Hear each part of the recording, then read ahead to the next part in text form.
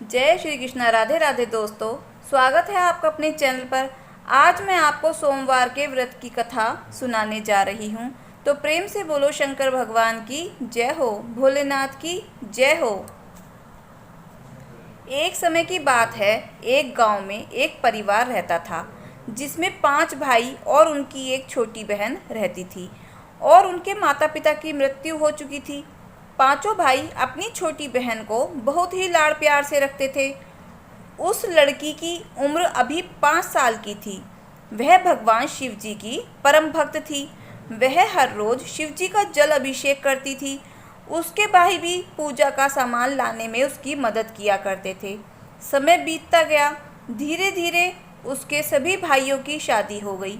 लड़की भी अब बड़ी हो गई थी। धीरे धीरे भाइयों के बच्चे भी हो गए। वह लड़की अब विवाह योग्य हो गई। एक दिन की बात है, सभी भाई आपस में बातें करने लगे कि अब हमारे परिवार बढ़ गए हैं और बहन का भी विवाह करना है।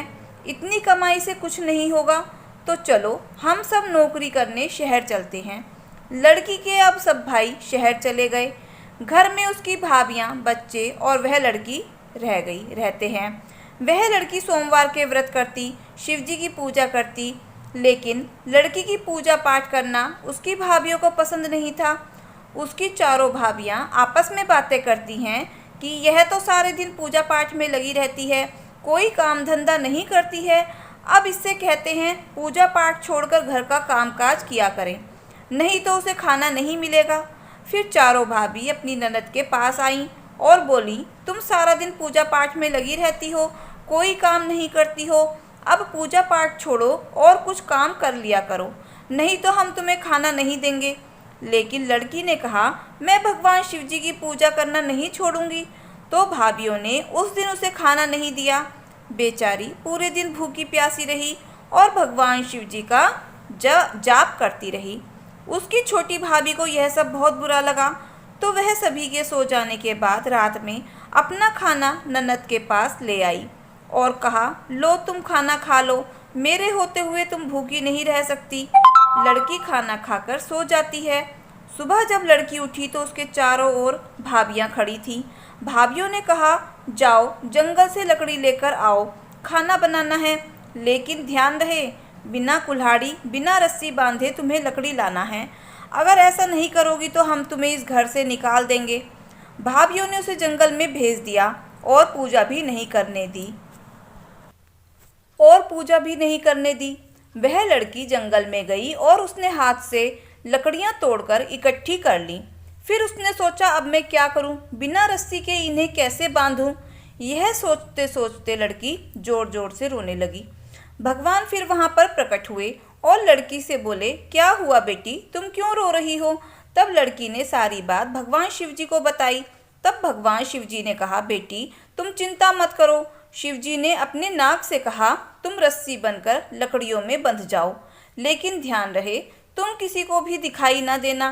तब नाग देवता रस्सी बनकर इस प्रकार लकड़ियों से बंध गए कि कोई उन्हें देख ना सके। फिर वह लड़की लकड़ी लेकर अपने घर आई और लकड़ी एक तरफ रख दी। नागराज वापस लौट गए। लड़की अपनी भाभीियों के पास गई और कहा, भाभी मैं लकड़ी ले आई हूँ। भाभीियों ने पूछा, किससे बांध कर लाई हो। तब लड़की ने कहा, किसी से नहीं, ऐसे ही इकट्ठी करके लाई हूँ। भाभियाँ देखने गईं तो उन्हें बहुत आश्चर्य हुआ। तब लड़की ने कहा, भाभी अब तो खाना मिलेगा। तब भाभीियों ने कहा, हाँ खा लो। तब लड़की ने कहा, भाभी मैं पहले नहा लेती हूँ, क्योंकि जंगल में बहुत गंदगी थी। लड़की नहाने जाती है, चुपचाप लोटे में पानी भरकर शिव मंदिर में जाती है और जल चढ़ाती है। हाथ जोड़कर कहती है, हे प्रभु अभी मेरे पास सिर्फ जल है, जब मेरे भाई आ जाएंगे तो मैं अच्छी तरह से आपकी पूजा करूंगी। और माथा टेक कर अपने घर वह आ जाती है। फिर खाना खाकर सो जाती है। अगली सुबह फिर भाभियाँ उसको पूजा नहीं करने देती और लड़की के पास जाकर कहती हैं कि जाओ यह धान कूट कर लाओ, आज खीर बनानी है, लेकिन ध्यान रखना कि बिना ओखली के चावल साफ करने हैं और एक भी दाना कम नहीं होना चाहिए। अगर एक भी चावल टूटा या कम हुआ तो तुम्हें खाना नहीं मिलेगा। लड़की धान लेकर बाहर चली गई और बैठकर फिर जोर जोर से रोने लगी। तभी भगवान शिव फिर से प्रकट हुए और बोले, क्या हुआ बेटी? तब लड़की ने भगवान से सारी बात बताई। तब भगवान शिव ने कहा, कोई बात नहीं, हम तुम्हारी मदद करेंगे। शिव जी की कृपा से बहुत सारी चिड़ियाँ आ गईं और कुछ ही समय में चावल साफ हो गए, लेकिन उनमें से एक चिड़िया एक चावल छुपाकर ले गई। लड़की जब चावल लेकर अंदर आई तब लड़की की भाभीियों ने चावल गिने और कहा, इसमें से एक चावल गायब है। बताओ एक चावल कहाँ गया? बताओ, नहीं तो हम तुम्हें बहुत मारेंगे। लड़की ने कहा, भाभी इतने ही चावल थे। तब भाभीियों ने कहा, नहीं, एक दाना कम है, जाओ लेकर आओ। लड़की फिर बाहर जाकर रोने लगी। भगवान शिव फिर आए और उन्होंने कहा, क्या बात है बेटी, अब क्या हुआ? लड़की ने कहा, चावल का एक दाना कम है, अगर वह नहीं मिला तो भाभियाँ मुझे बहुत मारेंगी। तब भगवान शिव ने अपने नाग से कहा कि जाओ उन चिड़ियों के पास जाओ और चावल लेकर आओ। भगवान शिव जी की आज्ञा से नाग उन चिड़ियों के पास गया और कहा, बताओ एक चावल किसने चुराया है? बताओ, नहीं तो मैं सबको खा जाऊंगा। डर के मारे वह चिड़िया आई और वह चावल नाग देवता को दे दिया। नाग देवता चावल लेकर शिव जी के पास आए। शिव जी ने वह चावल लड़की को दिया। लड़की चावल लेकर घर आई। लड़की ने वह चावल अपनी भाभी को दे दिया। भाभियाँ रोज उसे सताती रहती थी, उसे पूजा भी नहीं करने देती थी। लड़की ने सोमवार का व्रत रखा। भाभियों को यह बात जब पता चली तो उन्होंने लड़कियों को एक काला कंबल दिया और कहा, जाओ इसे धो कर लाओ। इसे जब तक धोना जब तक कि यह सफ़ेद न हो जाए। लड़की कंबल लेकर कुएं पर गई और वहां पर बैठकर रोने लगी। तभी उसके भाई उसी रास्ते से घर आ रहे थे। जब भाइयों ने रोने की आवाज़ सुनी तब उन्होंने कहा, यह तो हमारी बहन की आवाज़ है। भाई अपनी बहन के पास गए और देखा कि हमारी बहन तो रो रही है। भाइयों ने पूछा कि बहन तुम क्यों रो रही हो? तब बहन ने सारी बात अपने भाइयों को बताई। उसने कहा, भैया जब से आप लोग शहर गए हैं तब से भाभियाँ मुझे बहुत परेशान करती हैं, खाना भी नहीं देती। जैसे तैसे मैं दिन काट रही हूँ और आज यह कंबल दिया है और कहा है कि जब तक धोना जब तक कि ये सफ़ेद ना हो जाए। भाइयों को अपनी बहन की ऐसी हालत देखकर बहुत दुख हुआ। सभी भाई अपनी बहन को घर के बाहर खड़ा करके घर के अंदर गए और अपनी बहन को बुलाने लगे। तब चारों भाभियों ने कहा, तुम्हारी बहन मंदिर गई है, वह सारा दिन पूजा पाठ करती है, कोई काम धंधा नहीं करती। यह सुनकर भाइयों को बहुत गुस्सा आया। फिर भाई अपनी बहन को बुलाते हैं। बहन को देखकर भाभियाँ बहुत ही शर्मिंदा होती हैं। भाई अपनी पत्नियों को घर से निकल जाने के लिए कहते हैं। फिर भाभियाँ अपनी ननद से क्षमा मांगने लगती हैं। लड़की कहती है, भाभी क्षमा हमसे नहीं भोलेनाथ से मांगिए। सभी भाभियाँ भोलेनाथ से क्षमा मांगती हैं। फिर सभी हंसी खुशी से सोमवार का व्रत और जागरण करते हैं। उनकी भक्ति से प्रसन्न होकर भोलेनाथ उनका घर अन्न धन से भर देते हैं। तो हे भोलेनाथ, अपने सभी भक्तों पर ऐसे ही प्रसन्न रहना। कहानी अधूरी हो तो पूरी करना, पूरी हो तो मान रखना। प्रेम से बोलो भोलेनाथ भगवान की जय हो, शंकर भगवान की जय हो। अब हम आपको सुनाएंगे गणेश भगवान की कथा। एक बार गणेश जी महाराज सेठ जी के खेत में से जा रहे थे तो उन्होंने 12 दाने अनाज के तोड़ लिए। अचानक फिर गणेश जी के मन में आया कि मैंने तो सेठ जी के खेत में से चोरी कर ली, और वो पछतावा करने लगे और सोचने लगे कि मुझसे यह पाप हो गया, अब मैं क्या करूं। तो सोचते सोचते गणेश जी ने कहा कि चलो मैं सेठ जी के यहाँ 12 साल नौकरी पर रह जाता हूँ, मेरे पाप कम हो जाएंगे। यह सोचकर गणेश जी एक बालक का रूप धारण करके सेठ जी के घर चले गए और कहने लगे कि मुझे कोई काम पर रख लो। तो सेठ जी को तो ज़रूरत थी और उन्होंने उन्हें काम पर रख लिया। एक दिन सेठानी जी राख से हाथ धो रही थी तो गणेश जी ने सेठानी जी का हाथ पकड़कर मिट्टी से धुलवा दिया। सेठानी सेठ जी के पास गई और बोली कि ऐसा कैसा नौकर रखा है जो नौकर होकर मेरा हाथ पकड़ लिया। तो गणेश जी को बुलाकर सेठ जी ने कहा कि क्यों भाई, तूने ऐसा क्यों किया, सेठानी का हाथ क्यों पकड़ा। तो गणेश जी ने कहा कि मैंने तो एक सीख की बात बताई है कि राख से हाथ धोने से घर की लक्ष्मी नाराज होकर चली जाती है और मिट्टी से हाथ धोए तो लक्ष्मी लौट कर आती है। तो सेठ जी ने कहा कि गणेश जी है तो सच्चा। ऐसा करते करते कई दिन बीत गए। थोड़े दिनों बाद कुंभ का मेला आया।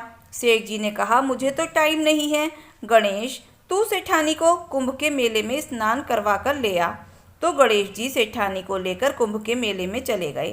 तो वहां जाकर सेठानी किनारे पर बैठकर थोड़ा थोड़ा पानी डालकर नहा रही थी। तो गणेश जी ने उसका हाथ पकड़ा और आगे ले जाकर डुबकी लगवाकर वापस ले आए।